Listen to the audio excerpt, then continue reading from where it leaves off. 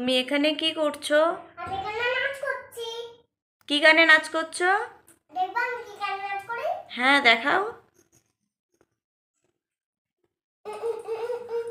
তারপর গাইছি মুরা পামজি খেলুম।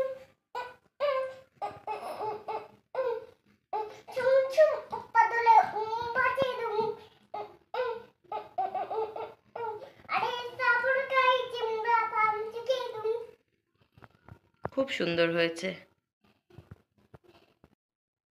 দিদি আমার চকলেটটা তো তার তো আমি গিয়ে জল খেয়ে আসি তো।